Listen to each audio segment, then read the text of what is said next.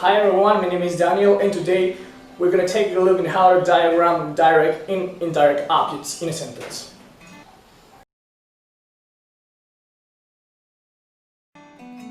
Well, when we are talking about direct objects, what really matters is the action verb. We call action verb to those verbs that express physical or mental action, such as think, run, walk. But many other verbs complete a sentence by themselves. Anyways, when we have a transitive verb that is passing on the action to other element that is also answering the question what or whom, we call that element direct object.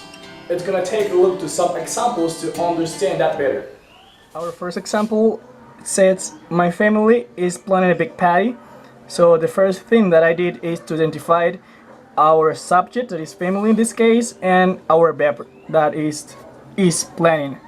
And then now we're gonna make the question, what is my family planning? So they are planning a big party, so it means that big party is our direct object. Now we're gonna diagram this in this way.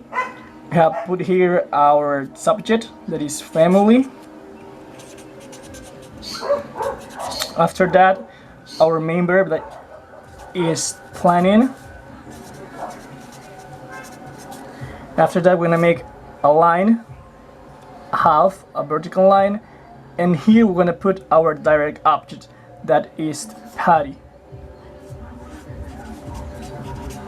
Now underneath family, we're gonna put this word that is modifying family, and here underneath party, the words that are modifying party, and then big, that is an adjective.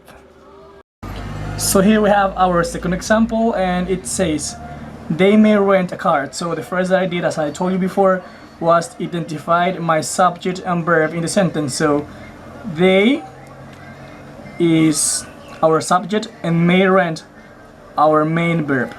So the question is, what do they may rent?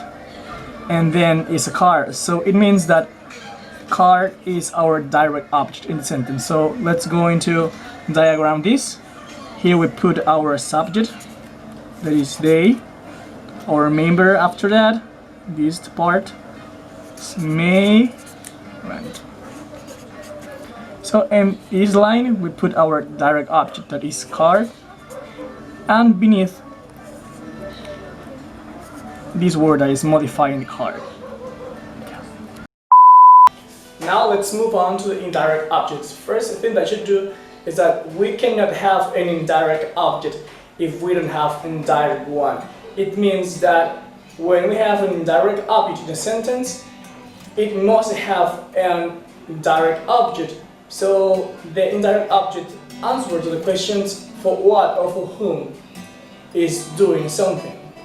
It says a local store gave Alex a great deal. So we already identified the subject here at store, and our main verb here is gave. So what the local store gave, the local store gave a great deal. So great deal has become in our direct object of the sentence, and who received that great deal was Alex. So Alex become in our indirect object. And now let's diagram this. So at the beginning we have our subject, that's stored here. After that, the main verb, that is gave, and the direct object, that is great deal. So we put deal here. Now we draw a diagonal line and then an horizontal one, and we put here our indirect object, who is Alex in this sentence. Alex. Okay. And then the rest, beneath the stored, we have these two adjectives,